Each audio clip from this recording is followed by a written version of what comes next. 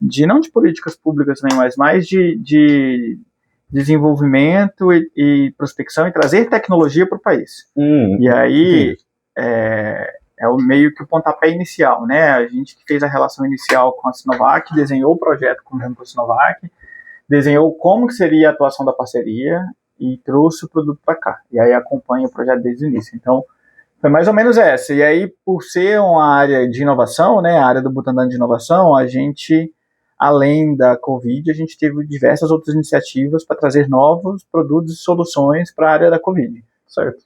Mas a pesquisa mesmo, a básica foi feita fora, né? E a clínica, que é a pesquisa em seres humanos, aí foi feita pelo Butantan.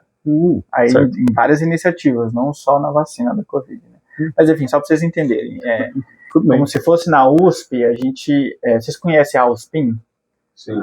A USPIN é o núcleo de inovação da USP, né? Então é a área onde a USP estabelece as relações com outras entidades para desenvolver projetos de parceria, pesquisa ou iniciativas de inovação. Então esse é o meu setor hoje, é o setor que busca tecnologia, enfim. Certo. Mas você já trabalhou como pesquisador? Já, fiz mestrado, doutorado, pós-doutorado. Caramba, interessante.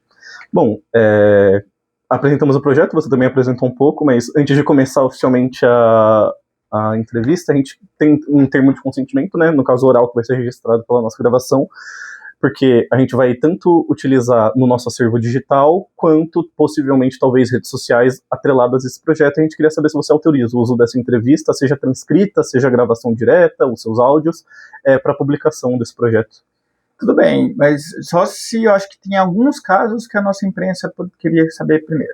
Não, tá, tudo bem, a gente vai fazer a gravação e depois vai te reenviar para você revisar, ver se você quer que algo seja retirado, reeditado, tudo bem. E aí eu envolvo o pessoal de comunicação nosso, que aí ele faz essa interface. Não, tá, tudo bem, perfeito. Redes sociais eu acho que é tranquilo, agora se for mídia... a gente vai criar um site de acervo digital. Não, tudo bem. Agora se for para mídia, que eu digo assim... CNN, Globo, Folha, se sair, aí eu acho que tem que envolver nosso time de comunicação. Até o momento não é o planejado. Pode ser que tenha essa grandiosidade também. Sim. Seria interessante, seria bem interessante. Então, você autoriza, dadas essas ressalvas? Sim. Ok, perfeito. Para começar oficialmente, a gente queria saber o seu nome completo e a sua idade. Tá. Eu me chamo Cristiano Gonçalves, sou diretor de inovação aqui no Butantan e tenho 40 anos. Certo.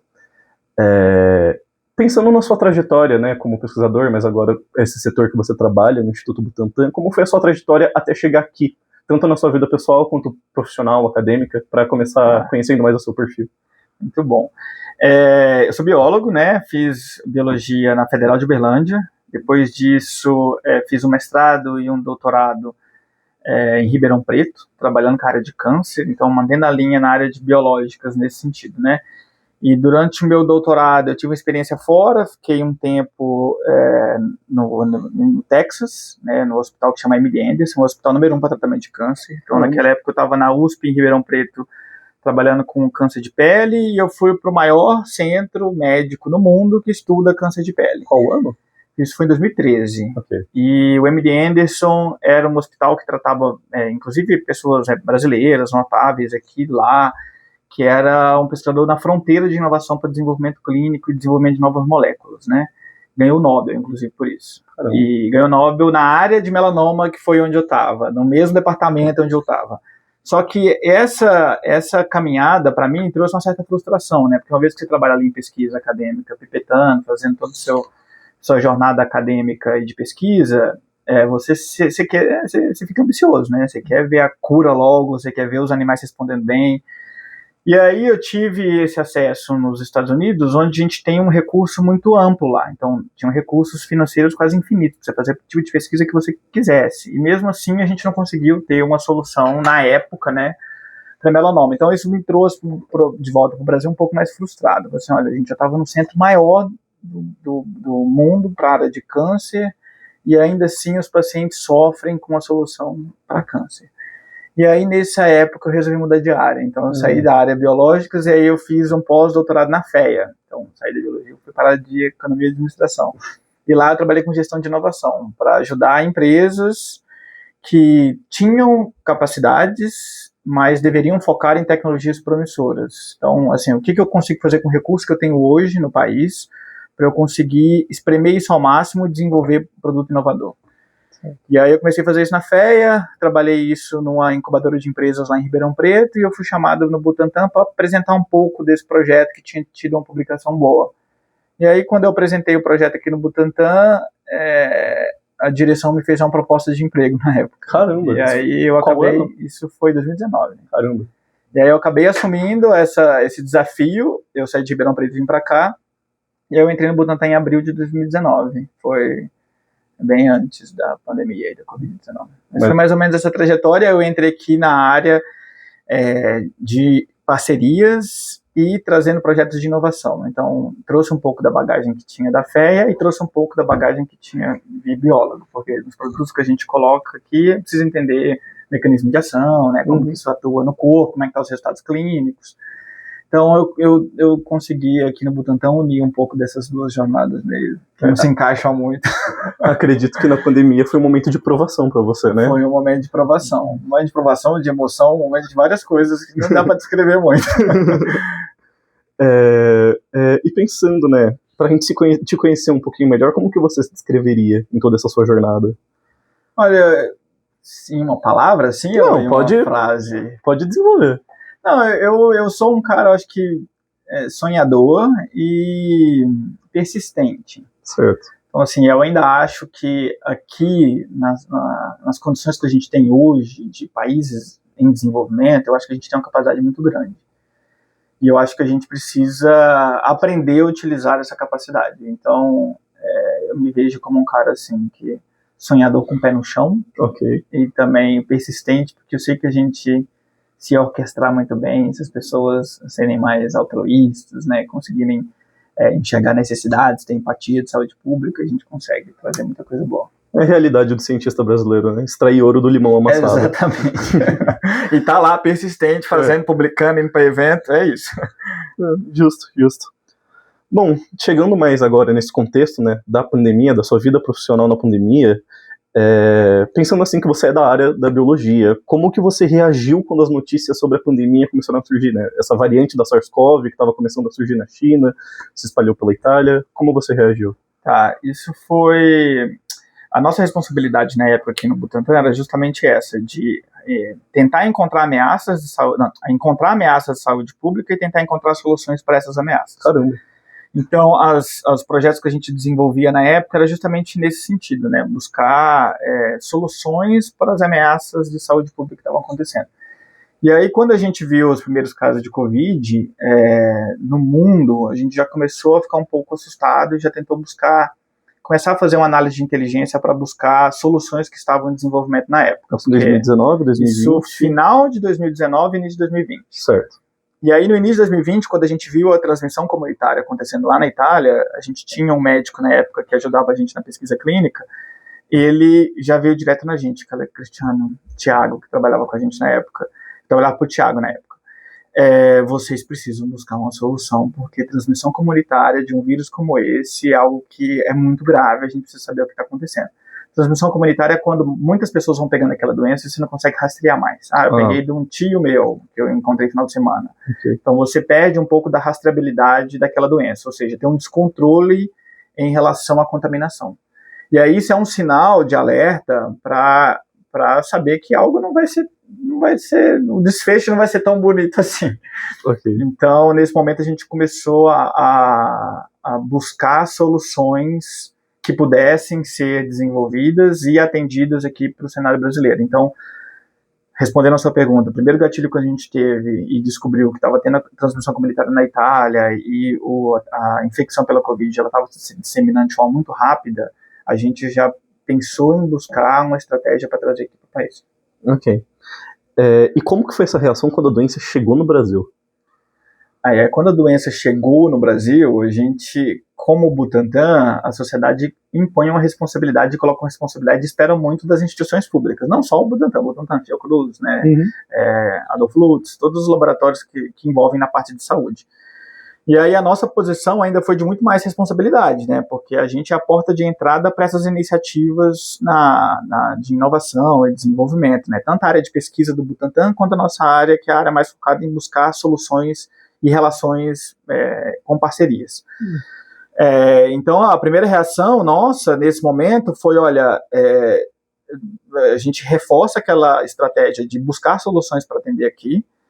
E aí isso casou muito bem, a vinda da Covid para cá e ela ter um descontrole, um número de casos muito maior, ela casou muito bem com a estratégia que a gente trouxe. Certo. Isso eu vou explicar, eu espero não ser tão técnico, né? Mas quando a gente, em janeiro, quando a gente começou a buscar soluções, a gente disparou contatos para várias empresas no mundo todo e instituições de pesquisa no mundo todo que estavam desenvolvendo soluções para a Covid. E uma das respostas que a gente teve naquele momento foi da Sinovac, que a gente já conhecia a empresa por conta de relações mesmo, de diplomacia mesmo, olha, sou o Butantan, você é Sinovac, o que você faz? Eu faço isso, só shake hands. E aí nesse momento, com a resposta da Sinovac, falou assim, olha, vamos avaliar um pouco a sua tecnologia. Então a gente avaliou a tecnologia da Sinovac, de várias outras empresas que, por confidencialidade, a gente não pode falar o nome, mas várias empresas que vocês já conhecem, que estiveram aí. Ok. A gente falou com essas empresas e a gente viu uma disponibilidade muito maior do parceiro chinês para desenvolver o produto aqui. E ele tinha feito estudo pré-clínico, né? No curso de desenvolvimento você faz um teste em laboratório, depois você faz um pré-clínico que é usando modelo animal, depois você faz um primeiro teste em humanos, uma fase 1 numa população menor, e você faz uma fase 2 também na população um pouquinho maior. Uhum. Próximo passo, para você aprovar um produto na área de saúde, você precisa fazer um estudo de fase 3, num grupo maior, estatisticamente, onde você consiga provar eficácia. Certo. Ou seja, eu divido o grupo em 2 grupos, né? Eu tenho o grupo placebo e o grupo vacina. Eu espero que no grupo placebo tenha mais casos de infecção do que no grupo vacinado. E aí, com esses dados, estatisticamente, eu monto uma relação de eficácia. Isso é um estudo de fase 3. Para eu fazer um estudo de fase 3, eu preciso ter casos da doença, muitos casos da doença. E naquele momento a China não tinha mais nenhum caso. Então lá para abril, maio, a China já tinha feito uma contenção muito grande, ninguém saía de casa e não tinha casos de Covid mais. Então ele conseguiu reter o número de Covid muito, muito forte lá. E o Butantan estava explodindo de casos. Brasil estava explodindo de casos. E aí, infelizmente, com o maior número de casos, facilita você desenvolver mais rapidamente um estudo de fase 3. Porque certo. Quando você coloca o placebo, coloca a vacina, essas pessoas vão ficar expostas, vão ter o vírus vai encontrar essas pessoas e vai infectar essas pessoas. E aí que você consegue medir a taxa de proteção, né? Certo. Por isso que veio a vacina da Covid, inativada da Sinovac, veio a vacina da AstraZeneca, veio a vacina da Pfizer. Então, por isso que todas as empresas vieram para o Brasil naquela época. Porque o Brasil estava infelizmente, tinha um cenário favorável para desenvolvimento de fases mais tardias de estudo clínico dentro do Brasil. Certo. Então, casou um pouco dessa relação de os números acontecendo no Brasil, a estratégia da vacinação. Então, foi um cenário favorável para desenvolvimento da vacina, não foi o Brasil. Justo. Uma pergunta sobre esse nível técnico, né, dessa articulação entre várias redes. Esse processo, você que é da área, você saberia me dizer se ele já começou lá, esse processo de várias empresas começando a pesquisar a SARS-CoV, ele já começou lá em 2019, quando teve os primeiros casos? Não.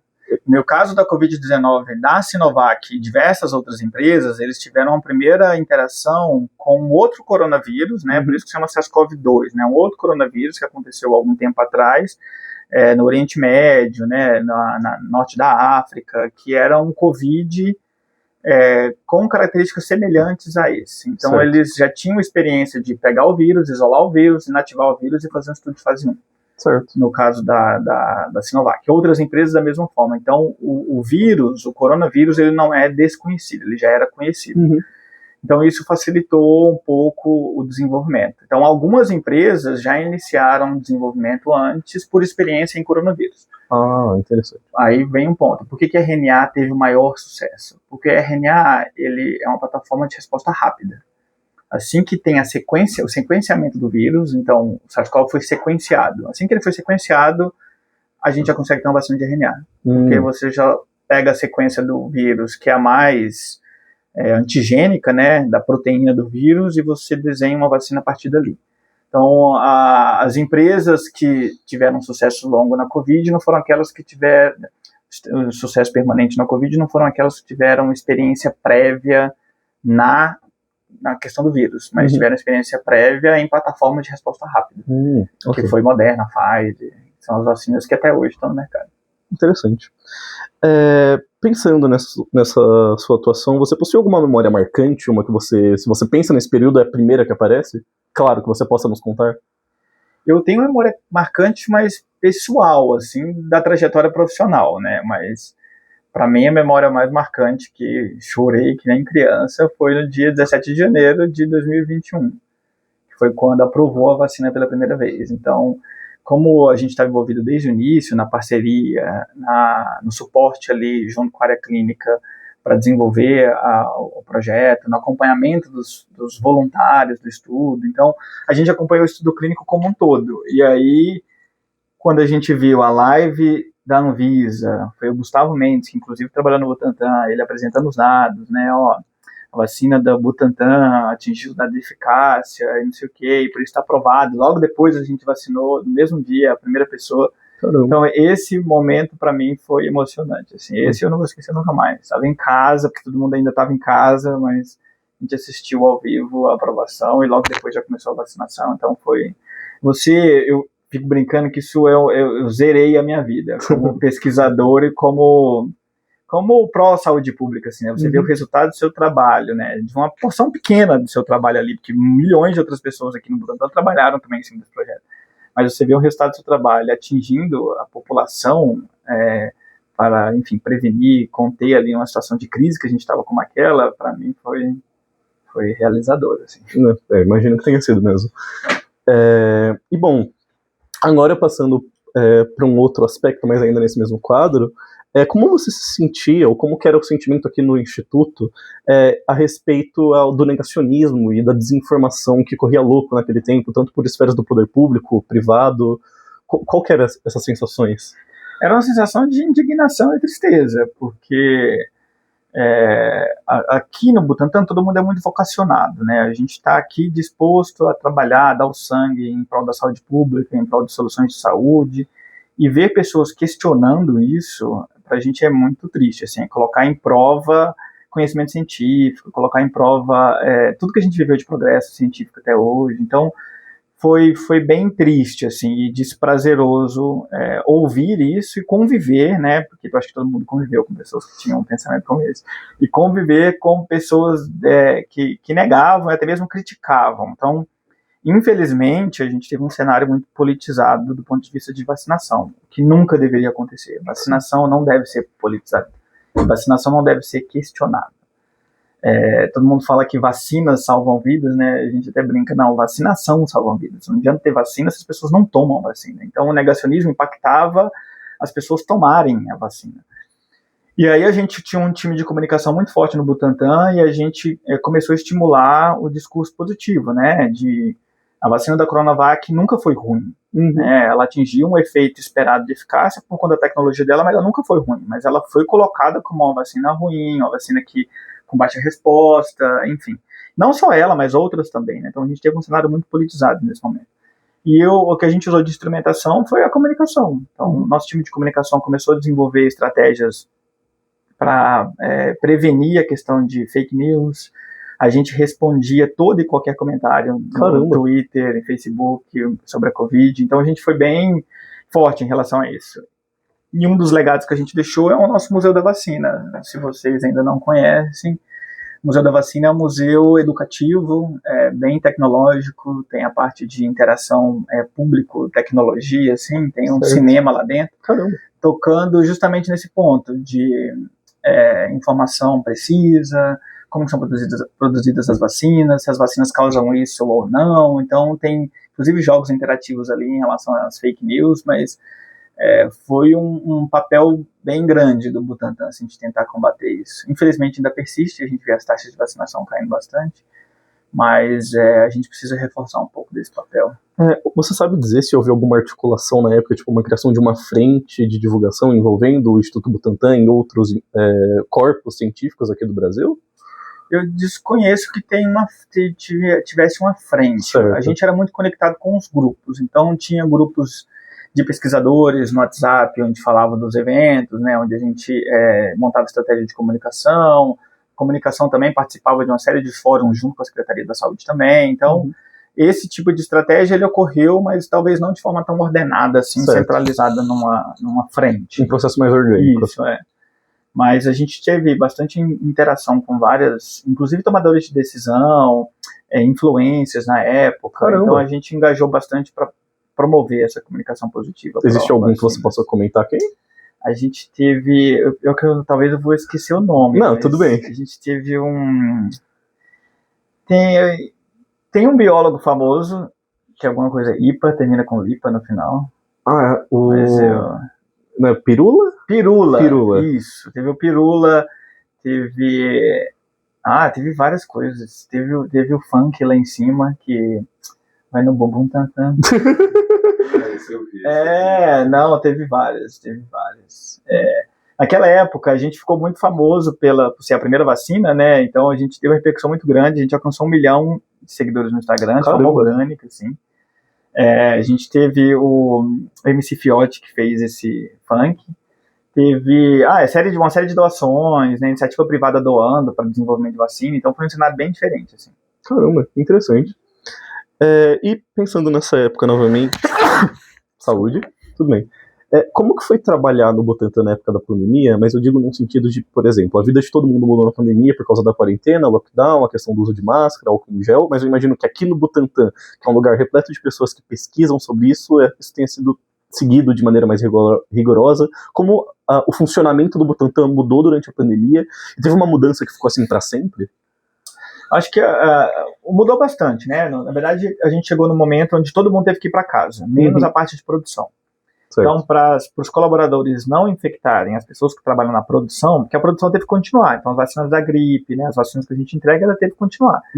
Mas aí os colaboradores que não trabalhavam nas atividades essenciais de produção, qualidade, a gente teve que ir para casa. Certo. Mas aí, no momento que a gente estava negociando todo o contrato e o acordo e a relação com a Sinovac, a gente ficou em casa, mas depois de um período onde todas as pessoas ainda estavam em casa, a gente reconheceu que o nosso papel estratégico era importante, a gente deveria estar aqui presencial. Então, a minha equipe, por exemplo, inteira trabalhou de casa e eu vinha presencial. E aí, porque a gente tinha reuniões frequentes com um grupo para tocar o projeto de forma estratégica, né? A parte do contrato, desenvolvimento clínico. Então, a gente teve um período onde as pessoas trabalharam de casa. Certo. E eu acho que o que ficou como persistente aí, mesmo depois da pandemia, foi a questão do home office. Então, hoje, as nossas equipes ainda trabalham em regime híbrido, né? Alguns dias, na verdade, 1 ou 2 dias no máximo em casa e o restante de forma presencial.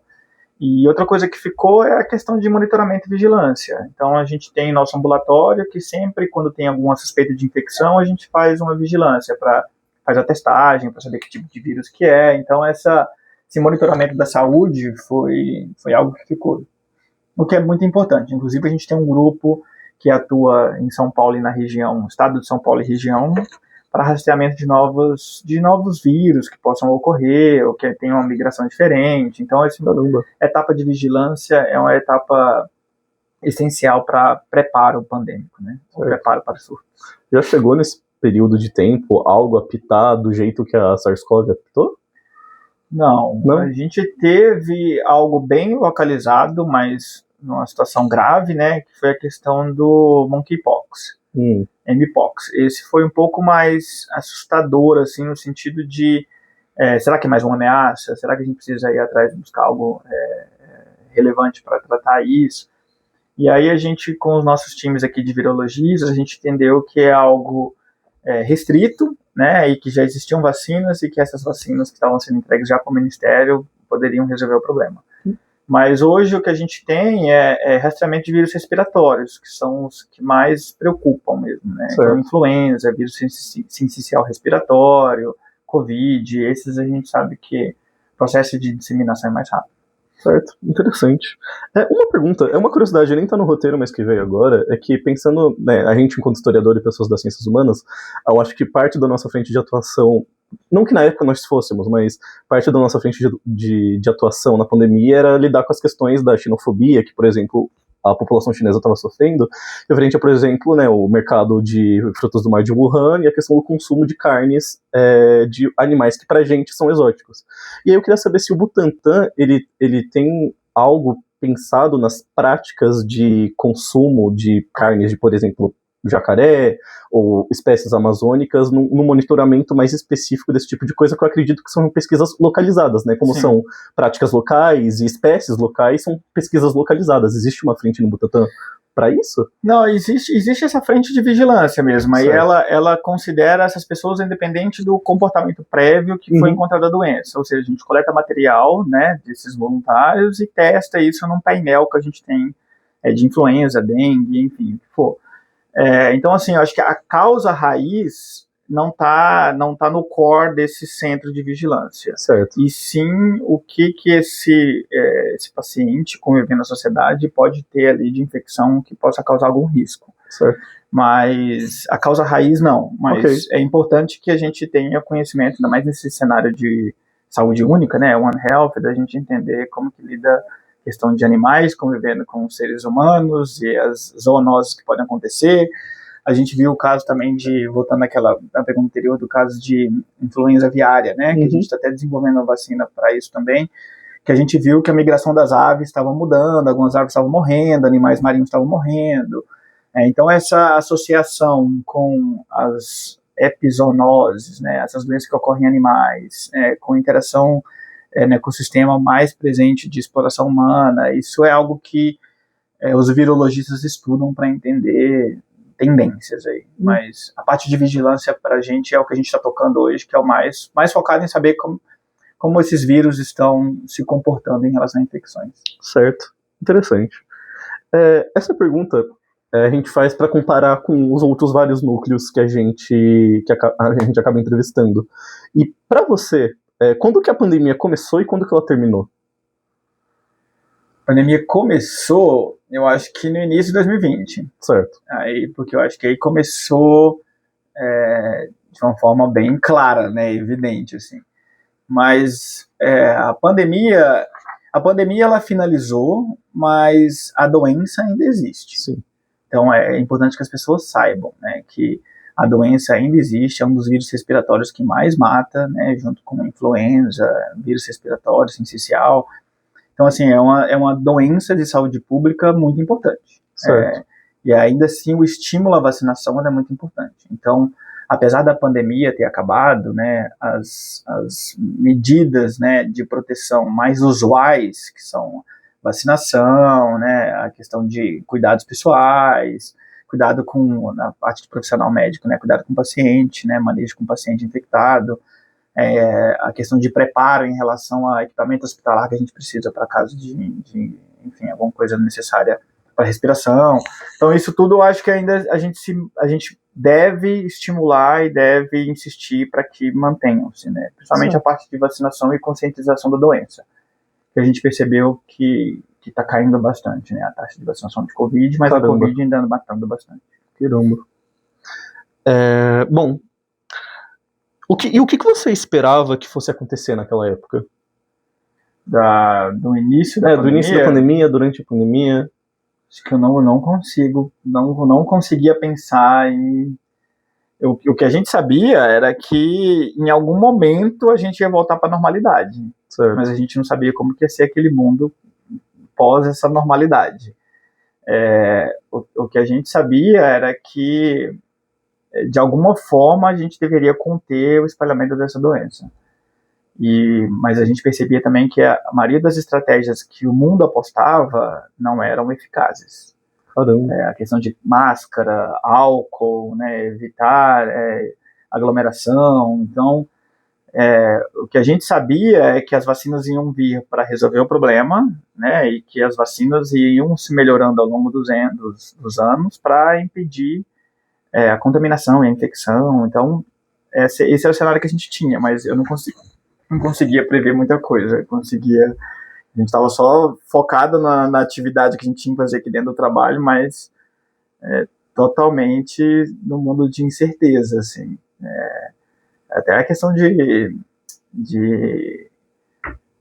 atividades comuns, né? De ir no mercado, né? De ir para academia. Então, várias coisas assim a gente ficava na dúvida de como que seria. Porque, não sei se vocês lembram, pelo menos aqui em São Paulo tinha as cores, né? Agora é laranja, agora é amarelo, agora é vermelho, ninguém pode sair de casa. Então, a gente estava pulando de cor em cor e ninguém sabia muito bem para onde ia aquilo. Você mora aqui em São Paulo? Eu tava morando, né? Okay. Tava morando em São Paulo. Eu mudei em 2019, então eu já peguei a pandemia inteira, assim. Mas, enfim, era muito incerto o nosso futuro naquela época. Vocês estavam aqui em São Paulo? Eu moro em Barueri, que é uma cidade aqui perto. Pra mim era sempre bandeira vermelha. Ficava em casa de qualquer forma. Inquieto ainda, né? Aí... E você? Eu sou do interior, lá era um pouco mais tranquilo. Você é de onde? Eu sou de Presidente Prudente. Presidente Prudente, é. Você achou que iriam morrer tantas pessoas quanto morreram? Você acha que as políticas públicas lidaram de forma correta assim, com a pandemia? Olha, a gente não tinha essa noção que várias pessoas iriam morrer e que porque você é uma doença nova, né? Então você não sabe muito bem daquela doença. Então a gente foi aprendendo, né, com os outros países, né? Que a gente já sabia que tinha muitas hospitalizações. E a gente sabia que pacientes com comorbidades, né, com doenças crônicas, né, tendiam a sofrer mais e ficar mais tempo hospitalizados e, eventualmente, morte. Mas a gente não fazia ideia da gravidade e do quão devastador poderia ser essa doença. Mas foi um aprendizado que a gente foi tendo ali ao longo dos anos e que a gente foi aprendendo com isso. Mas a sua segunda pergunta qual que foi mesmo? Faz uma questão das políticas públicas. Das políticas públicas, Olha, eu acho que a gente acertou bastante num cenário, eu digo não nós, Butantan, né, mas o Brasil como um todo. Acho que ele acertou bastante naquilo de informação que ele tinha, mas eu acho que ele errou bastante em medidas de antecipação de crise. Então, assim, existia muita... a gente precisou insistir muito, né? A história mostra que insistir muito para o Ministério adquirir as vacinas, né? Disponibilizar as vacinas, né? A gente tinha porta-vozes dentro do governo onde tinha um discurso contrário à gravidade da doença. Então, as políticas públicas tentaram fazer o que estavam ali explícito, mas aquilo que estava oculto e que a gente sabia que era necessário para evitar uma crise, a gente acabou não tendo tanta ação nesse momento. Mas acho que o mais grave aí é aquela questão de comunicação, né?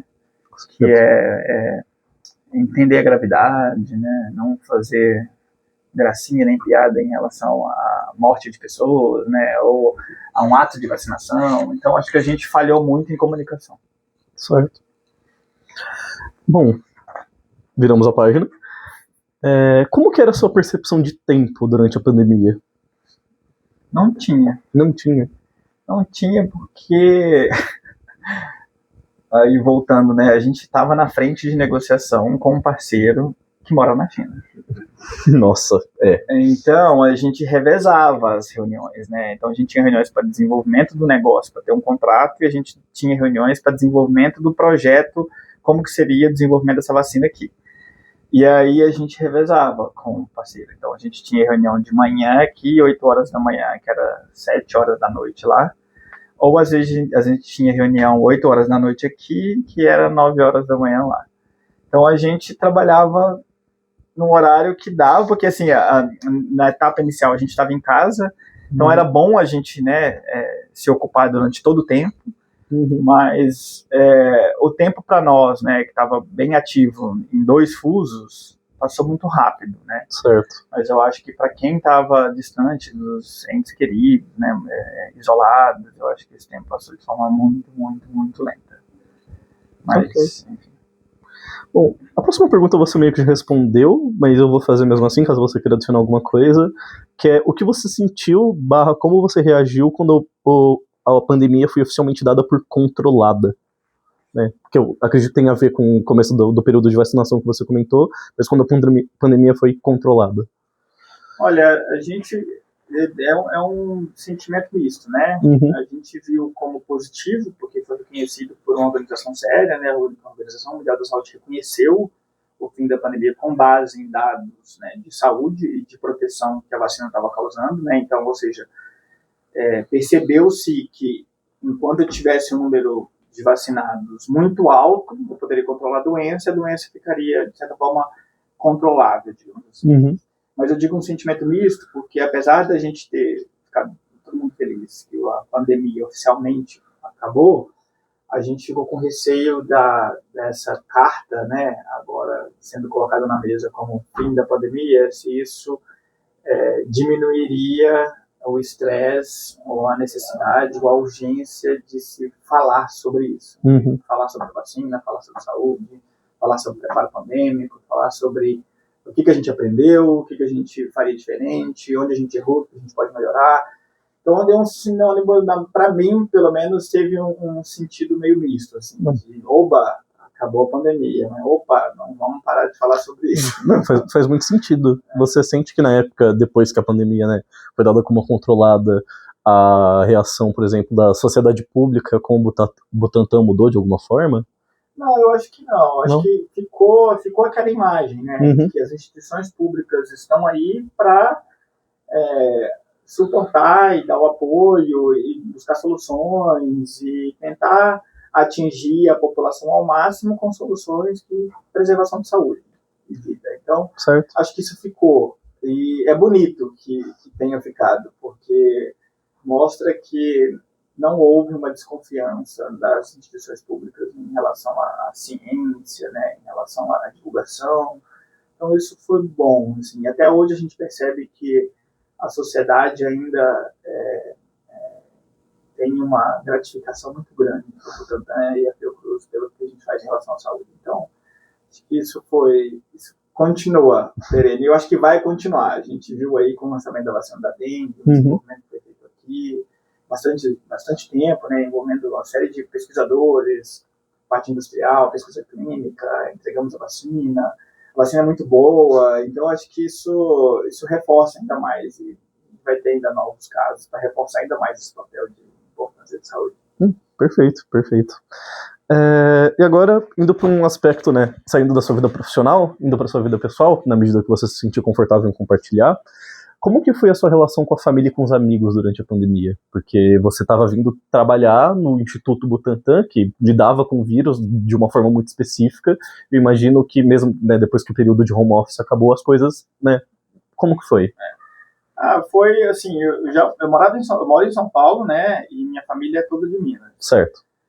Então, assim, foi difícil por conta da preocupação com meus pais e meus irmãos, né, principalmente. Porque, apesar de eu estar aqui isolado em São Paulo e trabalhando no Butantan, minha família está em risco igual todas as pessoas naquele momento. Uhum. E aí o fato de você não estar perto, né, por exemplo, minha mãe pegou Covid, meu pai pegou Covid, Caramba. você não estar perto disso causa um estresse muito grande, assim. Mas acho que a parte boa foi que a família, ela reconheceu, né, a atuação nossa aqui no Butantan. E, enfim, quando meus pais, quando minha mãe, eles como meus irmãos, eles fizeram uma festa imensa, assim, também, quando a vacina foi aprovada. Então, meu pai, quando foi vacinado pela Coronavac lá em Patos, ele colocou cartaz, aí isso virou viral, aí teve notícias de Patos de Minas veio atrás de mim para fazer uma matéria. Caramba. Então, assim, apesar da preocupação aqui, acho que quando a gente entregou um resultado, né, acho que cada funcionário do Butantan, quando entregou esse resultado, acho que teve um reconhecimento muito grande da família, e isso foi marcante também. Os seus parentes te usavam de tira-dúvidas? Eu usava. Biólogo, eles acham que é médico da família. Mas ainda tiram.